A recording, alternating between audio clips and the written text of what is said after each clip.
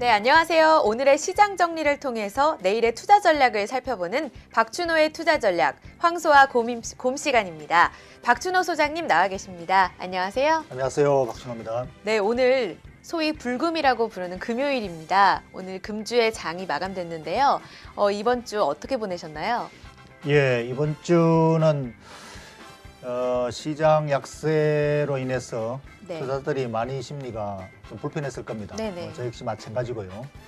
어쨌든 시장은 그 전체적으로 외부 요인이니까 네. 너무 걱정을 안 하셨으면 좋겠습니다. 이번 주도 편안하게 한 주가 지나고 다음 주에 뵀으면 좋겠고요. 네네. 네, 그러면은 금주의 마지막 장인 11월 9일 금요일 오늘의 시장 정리를 간단하게 해보도록 하겠습니다.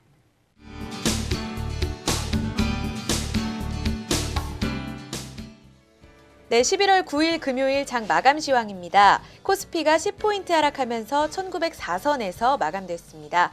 코스닥은 0.9포인트 상승해서 519선을 지켜냈습니다. 미 증시 약세로 국내 증시가 동조화하는 모습 보였는데요. 따라서 경기주 약세 흐름이 지속됐습니다. 또 미 자본소득세 피해주로 금융, 기술주, 에너지주 약세 흐름 영향받았습니다. 금통이 금리 동결로 삼성생명을 중심으로 한 보험주가 강세로 마감했습니다. 또 현대차 과장연비 소송 악재로 주가가 재반락하는 모습을 보였으나 장중 다시 상승 반전하면서 마감됐습니다. 네, 이렇게 간단하게 좀 요약을 해볼 수 있을 것 같은데요. 더 추가적인 요인이 있나요? 오늘 시장은 우리 국내 요인들도 상당히 작용을 했습니다만은 네. 기본적으로 역시 이제 글로벌 약세 요인의 영향을 아주 크게 받고 있고 네. 그래도 오늘은 어느 정도 소화해내는 모습을 보이는군요. 다소 다음 주에 대해서 좀 긍정적으로 이렇게 좀 보입니다. 네. 그래서 시장은 지금 시장에서 투자자들이 상당히 현명해지고 있다. 그래서 충분히 소화시키고 내고 있다는 측면에서 긍정적입니다. 지금 현재 약세 요인으로 해외에서 지금 유입되는 이 부분은 주로 매크로 요인이죠. 근데 그 매크로 요인도 사실은 그 이미 식상해져 있는, 이미 알고 있는 그 재료들입니다. 그러니까 네. 유럽의 불황이라든가 미국의 재정 절벽이라든가 이런 것들은 이미 시장에서 그동안에 계속 소화되어 왔던 재료들이고 네. 이것이 새삼스럽게 악재 요인으로 작용을 하고 있을 따름이지 기본적으로 추가 악재 요인으로서 작용할 거리는 아니다 이렇게 봅니다. 그래서 우리 시장에서 또는 아시아 시장에서 먼저 이것을 소화해낸다면은 다음 주 흐름도 밝아지지 않을까 이렇게 봅니다. 그래서 시장은 지금 그 특징을 받아서 섹터별로 보면은 아주 분명하지요. 네. 이 오바마 대통령의 그 피해주로 알려져 있는 네. 그러니까 정책적인 규제 리스크에 많이 노출되어 있는 금융 또 에너지주 네. 그리고 또 기술주들입니다. 요게 왜 오바마의 그 피해주로 분류되어 있느냐면은 네. 주로 이제 세금 문제에 걸려 있기 때문이죠. 그러니까 자본소득세를 강화하게 되면은 이런 부분들이 가장 피해를 많이 볼 가능성이 있다라는 것들이 작용하는 것이고 철저히 미국적이다라는 측면에서 사실상 우리가 글로벌 동조화로 지금 작용받는 것은 불리하게 작용하는 것은 조금 억울한 면이죠. 그렇지만 뭐 어쩔 수가 없습니다. 주식시장은 글로벌 전 세계적으로 동조화되어 있기 때문에 뭐 우리가 시장에서 어쨌든 소화시켜야 될 부분이라고 봅니다. 근데 저는 더 들어보고 싶은 게요. 미국의 네. 자본소득세 피해주로 이 세 가지 주, 금융, 기술, 에너지주를 말씀해 주셨는데 이걸 좀 기술적인 요인으로 좀 자세히 좀 설명을 해주실 수 있나요? 예, 우선 그 기술주 대표 주식인 애플 주가 차트를 한번 보시죠. 네네. 애플 주가가 지금 약세 기조로 완전히 네. 꺾였죠. 그러니까 애플은 지금 고성장의 흐름이 어느 정도 경쟁사에 의해서 또는 시장에 의해서 포화 상태에 이르르고 성장의 흐름이 많이 이제 둔화될 것이다라는 펀더멘탈의 요인도 있지만 네. 그보다는 이 자본소득세 부분에 대해서 우려감이 같이 겹쳐서 지금 작용하기 때문에 네. 그 조정 흐름이 굉장히 강하게 나타나고 있다. 이것으로 지금 차트 모양으로 확인되고 있는데 네. 애플의 주가 상승이 그 차트에서 나타났듯이 지난 3년간 굉장히 가파르게 올랐죠. 네네. 그러니까 이것은 결국 자본 이득이 많이 생겼다는 것입니다. 자본 이득이 많이 생긴 주식을 가지고 있는 사람은 나중에 세금을 많이 내야 되겠죠. 내야죠. 네. 그러니까 주가가 많이 올랐던 주식들이 자본소득세를 많이 낼 위험이 있으니까 네. 그런 요인이 바로 이 IT 주들이 많이 올랐고 대표적인 상징적인 의미로 애플 주가 조정을 네. 받는 걸 보여주고 있습니다. 그리고 또 하나는 에너지 주도 많이 올랐습니다. 네. 미국의 석유 메이저 업체들의 그 주가가 지난 금융위기 이후에 계속 꾸준히 상승하면서 주가가 많이 올라 있기 때문에 여기에 또 자본소득세를 매긴다면은 또 많이 세금이 거쳐질 또 세금을 맞을 위험이 있죠. 그래서 네. 이것을 세금 내기 전에 미리 팔아치워서 그냥 현금하겠다는 심리가 강하게 작용하죠. 그리고 또 이 금융주 같은 경우에는 금융거래세 같은 걸 갖다가 네. 강화하겠다. 그러면 지금 세금도 안 내고 거래되는 이런 부분들, 특히 뭐 파생상품 같은 것들은 세금이 많이 이제 늘어날 가능성이 있으니까 네. 이런 부분들이 수익 약재 요인으로 작용하는 것이고 이런 것들이 바로 오바마 피해주가 되는 이유가 되는 것이죠. 그리고 사실상 이것은 우리 국내 주식하고는 상관도 없는 그 얘기지만 어쨌든 글로벌 동조화로 같이 그럼요. 네. 작용하는 것이죠. 그래서 그 요인이 지금 작용하고 있다 시장에서. 네. 그래서 이것이 이제 앞으로 우려감이 해소되면서 완화가 되지 않을까 봅니다. 네네. 이렇게 왜 피해주인지를 자세히 들어봤는데 그렇다면 오늘의 성공적인 투자 포인트가 있다면 어떤 부분이 있을까요? 예, 결국 그 우리 시장의 그 흐름을 네.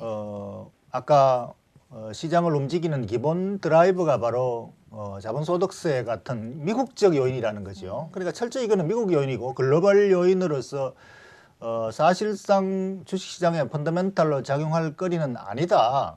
그런 네. 관점에서 우리가 지나치게 시장 심리에 휘둘리면 안 된다는 것을 보여주고 있고 네.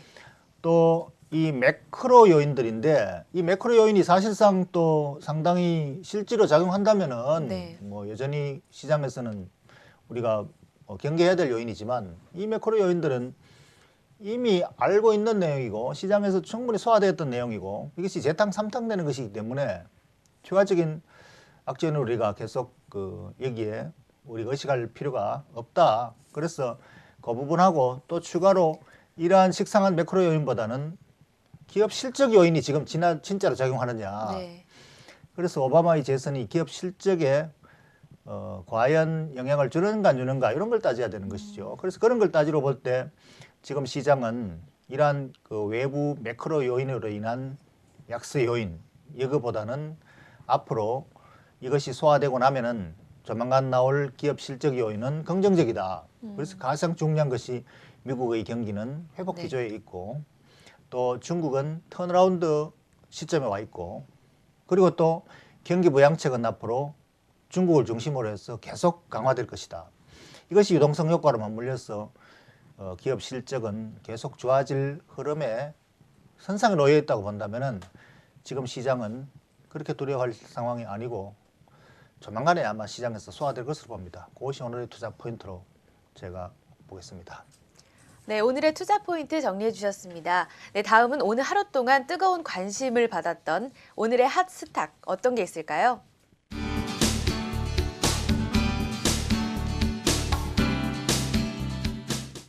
네, 오늘의 핫 스탁 SK입니다. 이 약세장에도 계속해서 올라가고 있습니다. 주가가. 그렇죠. 어떤 상황인가요? SK 주가를 보시면은 이 약세장에도 지금 최근 며칠간 계속 고개를 들고 네. 상승세를 이어가고 있죠. 네네. 그래서 상당히 뜨거워져 있는 주식입니다. 그래서 이것은 지금 그 재료가 있죠. 네. SK가 지주회사인데 네. 이 자회사 물론 상장은 안 되어 있습니다만 이 자회사의 발전 자회사 민자 발전 자회사를 가지고 있습니다. 네네. 그래서 지금 이것이 작용하는 이유는 원자력 발전소가 최근에 우리 국내 부품 불량품 때문에 지금 가동을 중단하고 네. 있죠. 그래서 이것이 올 겨울 전력 대란의 지금 위기에 처해 있습니다. 네, 맞습니다. 그래서 이 전력 대란을 해소하기 위해서 이제 민자 발전을 가동시켜서 여기서 충분히 전력을 공급받겠죠. 네네. 그래서 민자 발전소가 가동률이 올라가면은 수익이 늘어나고 이익이 늘어납니다. 그래서 이 자회사의 수익 실적이 이 지주회사의 실적에 연결이 되고 그래서 실적이 좋아질 가능성이 있다. 가능성이 아니라 뭐 거의 확실한 거죠. 네, 그래서 이것은 이번 겨울 또는 뭐 좀 더 시간이 이어질 수도 있겠죠. 네. 그래서 이것은 뭐 일시적인 모멘텀 효과이고 음, 뭐 하루짜리 모멘텀은 아닙니다만 네. 어쨌든 간에 이러한 그 재료를 가지고 움직이는 것이기 때문에 지금 약세장에서 상당히 주가가 차별화돼 있습니다. 그래서 그것이 지금 현재 이 회사가 주가 상승 요인이 되는 것이고 네. 이 재료가 지금 시장에서 작용하고 있다. 네. 이것이 지금 오늘 여전히 뜨거워져 있는 주식의 이유가 되겠죠. 네네, 뜨거울 만한 이유가 있네요. 그런데 지금 계속해서 올라오고 있는 이 주가를 추격 매수하는 게 올바른 행동일까요? 모멘텀 주식은 언제나 네. 재료가 시장에서 나왔을 때는 매도 시점이다. 기계적으로 이렇게 대응하면 맞습니다. 네. 근데 이제 이 모멘텀 재료가 네. 하루짜리가 아니고 굉장히 장기적이고 지속 가능하고 장기적으로 실적에 영향을 준다면은 네네. 그렇진 않죠. 네.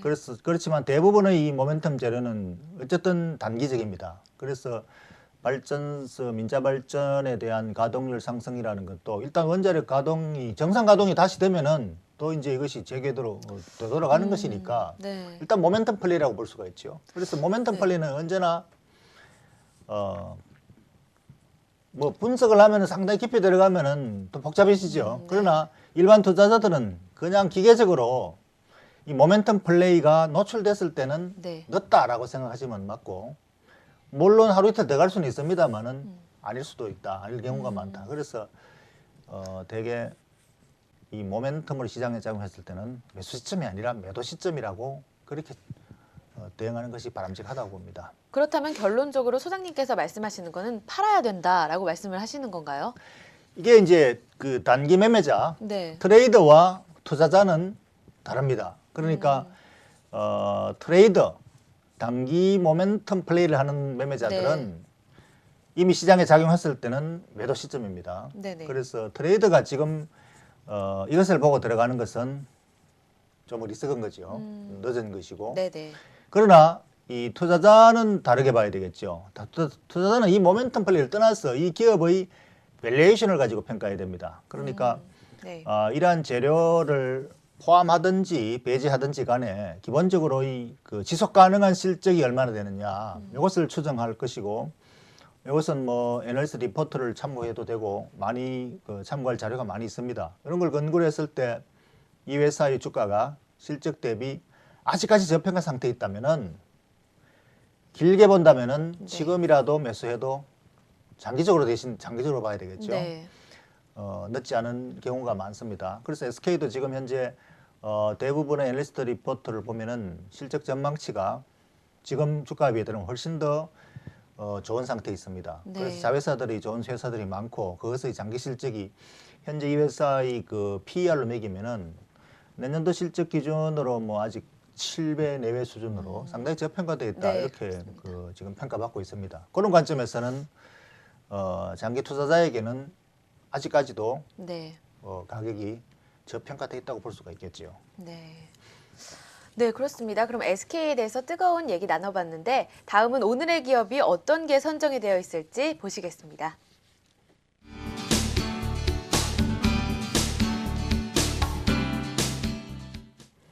네, 오늘의 기업 NHN 선정해 주셨습니다, 소장님. NHN 왜 선정을 하셨나요? 예, 지금 그 약세장이 계속 이어지고 있죠. 네. 약세장에서는 대개 경기주가 힘을 못 쓰고 네. 성장주가 힘을 쓰게 돼 있습니다. 네. 왜냐하면은 경기가 우려될 때는 경기에 불구하고도 시장이 성장 시장에 있는 장기 성장주, 네.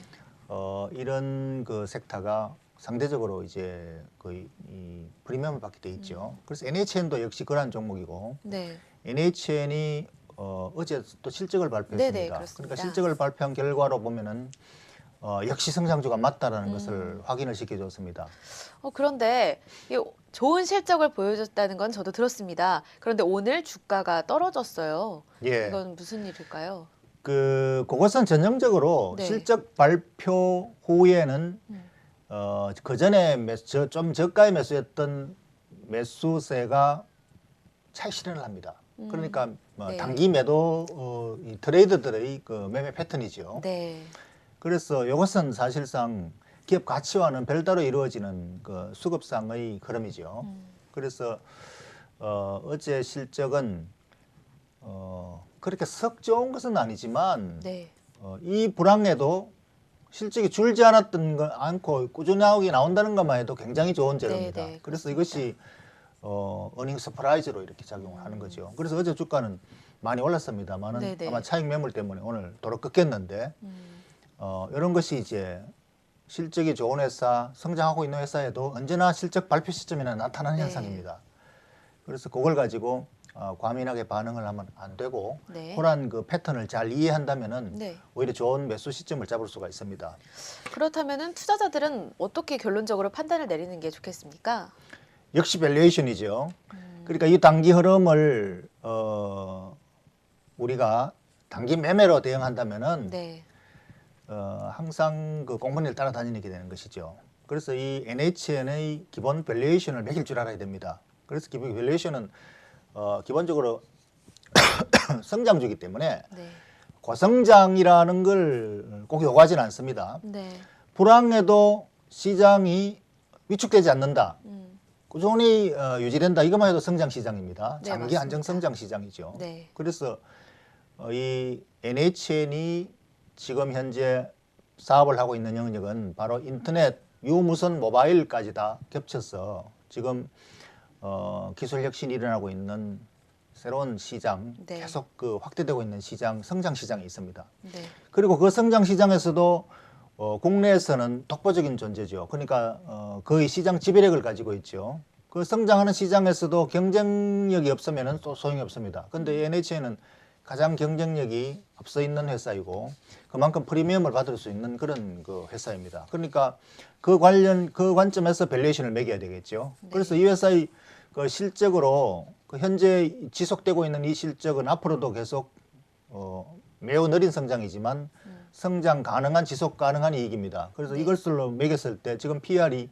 20배 수준이거든요. 네네. 그런데 이러한 고성장 장기 성장주는 보통 그 약세 시장에서 오히려 프리미엄을 받아가지고 네. PR이 30배까지 시장에서 매겨줍니다. 네. 그러니까 그렇게 매긴다면은 아직까지 뭐 추가적인 상승 여력이 많죠. 네. 그러나 이제 이 수급을 보면은 국내 기관들은 꾸준히 아직 저평가되어 있다고 매집을 하고 있는 상황인데 네. 외국인들은 계속 팔고 있습니다. 이것은 바로 애널리스트 간의 평가가 좀 다른 문제 때문인데 외국인 리포터 중에서도 시티은행 리포터가 네. 계속해서 이 회사를 부정적으로 보고 매도 의견을 계속 내고 있습니다. 굽히지 않고 있습니다. 아마 그 때문에 이제 거기에 동조하는 국내 어떤 외국 기관이 계속 비중을 줄이지 않을까. 네. 그러나 국내 애널리스트들은 거의 뭐 대부분 강력한 그 저평가 의견을 내고 있습니다. 왜냐하면은 국내에서 독보적으로 시장 지배를 가지고 있는 회사이기 때문에 네. 그만한 기업 가치를 충분히 받을 그 자격이 있다고 보는 가치가 거죠. 있다고. 그래서 네. 현재 그러한 자격으로 매긴다면은 충분히 저평가 상태에 있고 또 네. 기관의 수급으로 본다면은 네. 굉장히 힘이 좋은 상황에 있습니다. 그래서 이런 주식은 단기적으로 이러한 수급에 의해서 주가가 약세일 때가 오히려 좋은 저가 매수 기회가 되는 거죠. 기업의 밸류에이션을 네. 매길 줄 안다면 말이죠.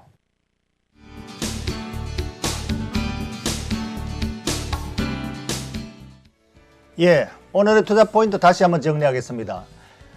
지금 시장의 약세 흐름은 글로벌 동조화 현상 중에서도 특히 미국적이다. 그리고 또 매크로적이고 마이크로적이 아니다. 그래서 시장의 변동성은 언제나 우리가 그때 환경에 따라서 일어날 수가 있는 것이죠. 그러나 오늘 우리 시장은 이것을 상당히 많이 소화시키고 있습니다. 왜냐하면 그것을 이제 시장이 이해하기 시작했기 때문이죠.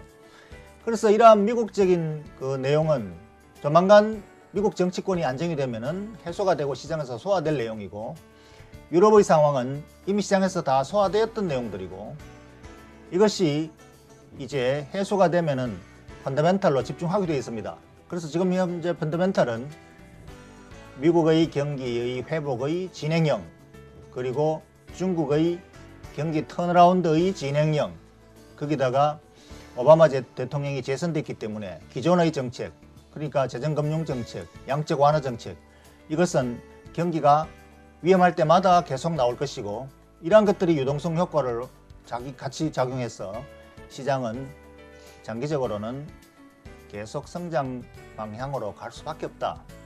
이것이 가장 중요한 투자 포인트라고 봅니다. 그래서 시장의 변동성에 심리적으로 위축되지 마시고 장기적으로 우리가 저가 매수 기회로 오히려 활용하는 지혜를 가진다면 지금 경기주 약세 오히려 저가 매수 기회가 될 수 있고, 장기 성장주 역시 장기적으로 대응한다면 계속 아직 성장 여력이 많습니다. 그래서 황소도 돈을 벌고 곰도 돈을 벌 수가 있습니다. 박준호와 함께 하십시오.